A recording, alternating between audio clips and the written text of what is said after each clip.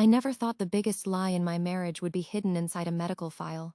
Not the affair, not the divorce, not the years of manipulation, but a medical file. Looking back now, I can see the warning signs. The problem is that love has a way of turning red flags into decorations. My name is Sarah. I'm 38 years old now. I have two beautiful children, a home filled with laughter, a life I never thought I would have. But 10 years ago, I was convinced I would never become a mother. And it was all because of my husband, or more accurately, because of a lie my husband told me every single day of our marriage. I met Jason when I was 27. He was funny, confident, the kind of man who could walk into a room and immediately become the center of attention. Our relationship moved quickly. Within 2 years, we were married. During our engagement, we talked endlessly about children. Jason wanted a big family. At least that's what he said. He talked about teaching our son baseball, building treehouses, family vacations, everything a woman dreaming of motherhood wanted to hear. So after we got married, we immediately started trying for a baby. Months passed, nothing happened. Then a year, still nothing. At first, we weren't worried. Everyone said these things take time. But by year 2, anxiety started creeping in. Friends who got married after us already had children. Some were expecting their second. Meanwhile, every pregnancy test I took showed the same heartbreaking result: negative. Every single time. I cried in bathrooms, at work, in bed after Jason fell asleep. Sometimes I'd sit on the edge of the bathtub holding another negative test and wonder what was wrong with me. Jason always comforted me, at least on the surface. Don't stress yourself out. It'll happen. We have time. Looking back, those conversations make me sick. Because he already knew the truth. He knew exactly why it wasn't happening, and he watched me blame myself anyway. Eventually, our doctor recommended fertility testing. I remember being terrified. Jason acted strangely calm. At the time, I thought he was being supportive. Now I know better. He wasn't worried because he already knew the results.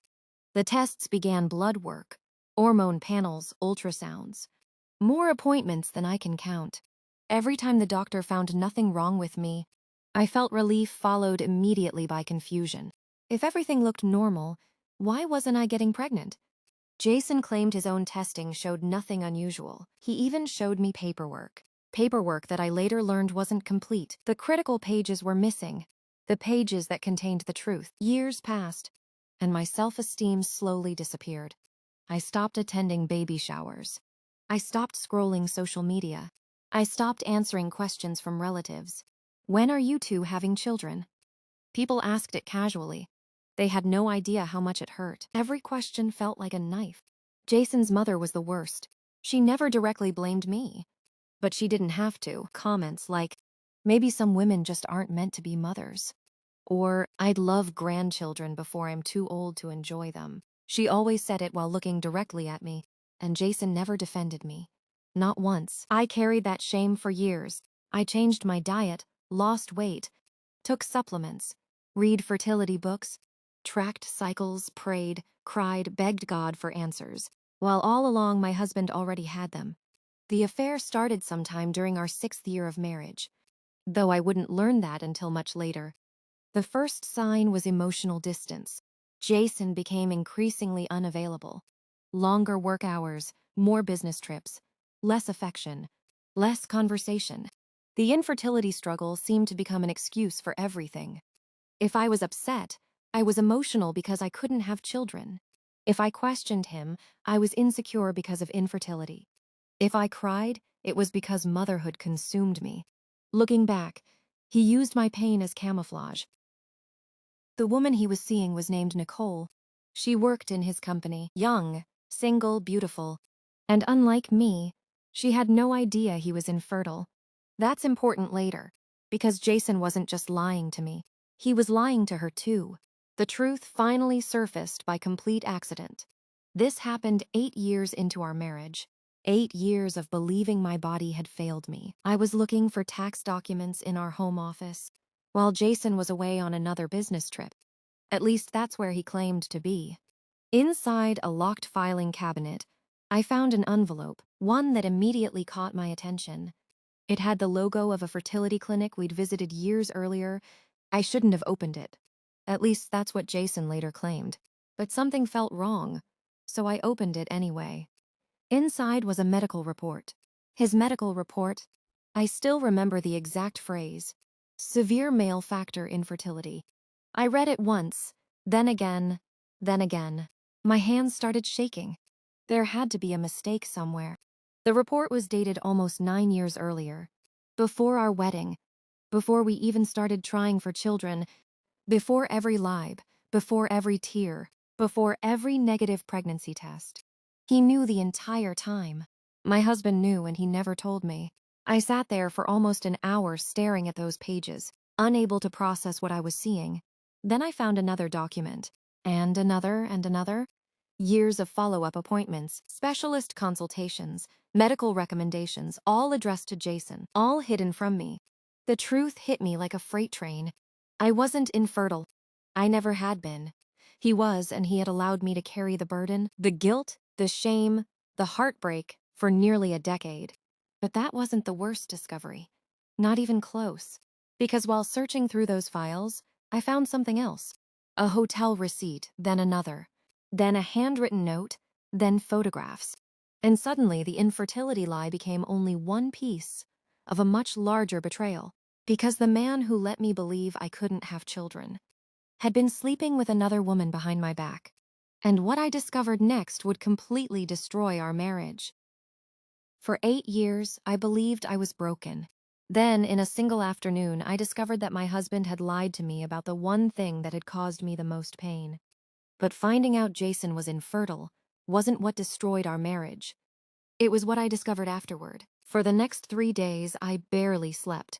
Every time I closed my eyes, I saw those medical reports, every cruel comment from his mother replayed in my head, every negative pregnancy test, every tear, every time Jason held me while I cried, every time he told me we'd keep trying. He had known the entire time. I kept asking myself the same question. Why? Why would someone who claimed to love me allow me to suffer like that? The answer came when I continued searching. At first, I was looking for proof that there had been some misunderstanding, some explanations, some reason. Instead, I found evidence of something far worse. Hotel receipts, restaurant reservations, gift receipts, photographs, a second phone hidden inside his office drawer. My hands shook as I turned it on. The screen lit up immediately. There was no password, as though he never imagined I would find it. The messages were everywhere. Hundreds of them. The woman was named Nicole, and judging from their conversations, they had been together for almost 3 years. 3 years. While I was crying over failed pregnancy test, blaming myself for our inability to have children, begging fertility specialists for answers. My husband was spending weekends in luxury hotels with another woman. I thought I had already experienced the worst betrayal possible, but I was wrong. Because as I continued reading, I discovered something unexpected. Jason had lied to Nicole too completely. According to the messages, Nicole believed Jason was trapped in a loveless marriage.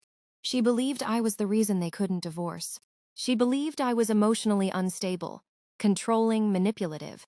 The exact same lies he told everyone else. But there was more. Much more. Nicole desperately wanted children. She talked about it constantly. One message made my stomach turn. I can't wait until we finally have our own family. Jason's response came immediately. Me too.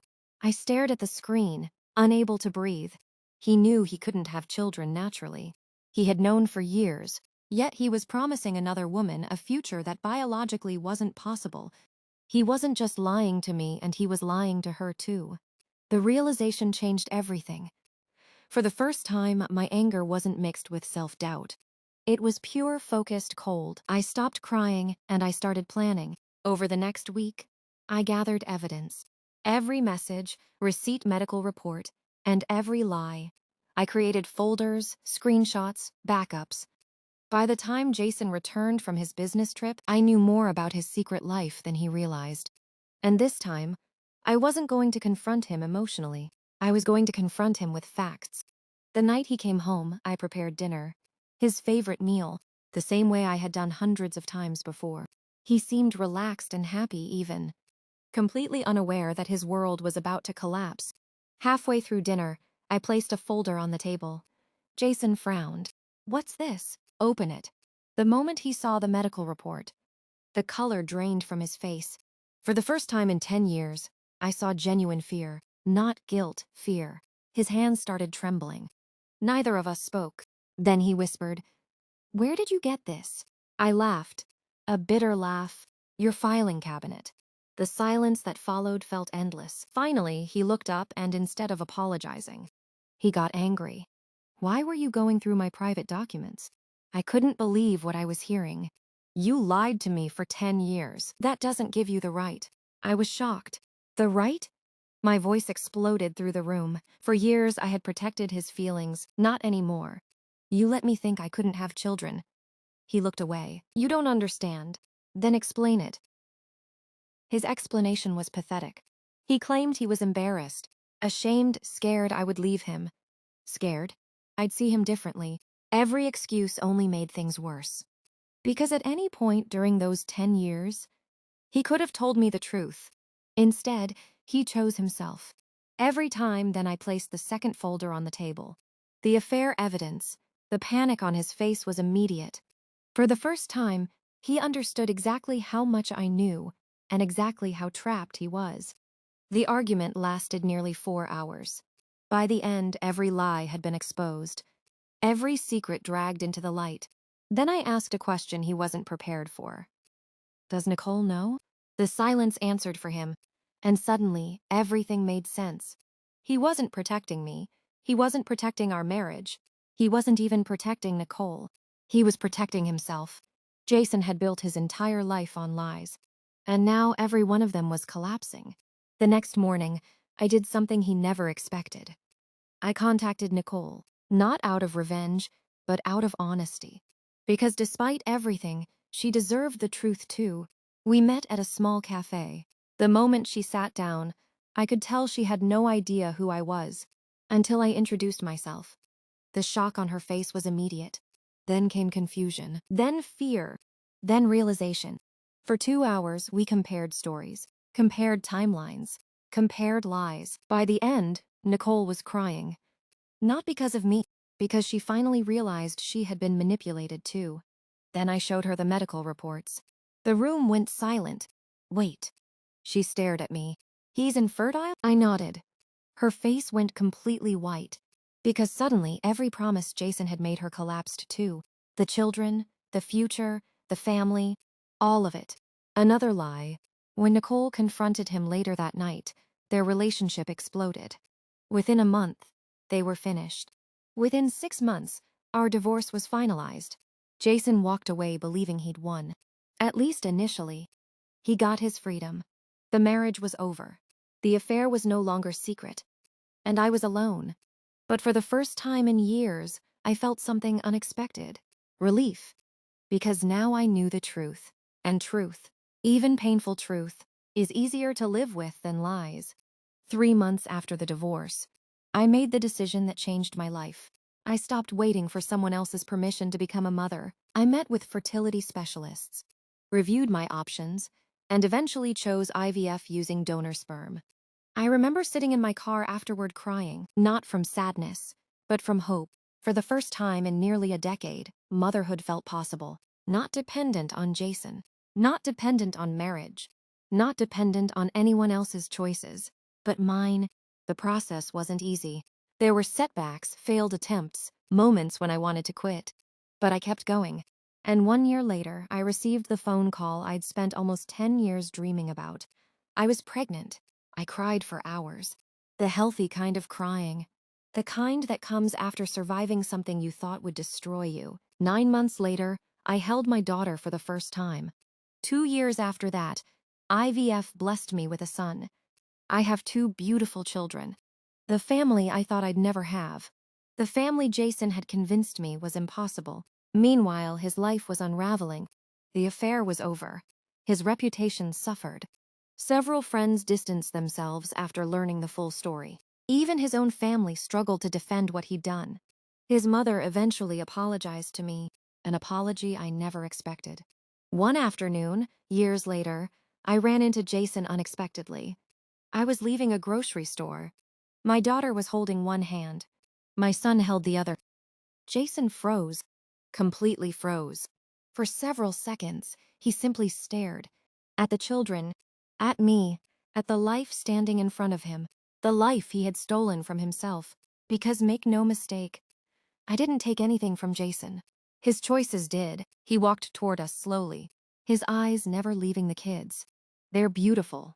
Thank you. He swallowed hard. For the first time, he looked genuinely regretful. Not sorry he got caught. Sorry for what he'd lost. There is a difference. Over the following months, he reached out repeatedly. Texts, emails, calls, letters, every message said some version of the same thing. I made a mistake. I never stopped loving you. I wish I could change things. But some mistakes don't come with second chances, especially when those mistakes last 10 years. Eventually, I agreed to meet him one final time. Not for reconciliation, but for closure. We sat across from each other. Older, wiser. Different people. I want another chance, he said quietly. I smiled sadly. No. His eyes filled with tears. Why not?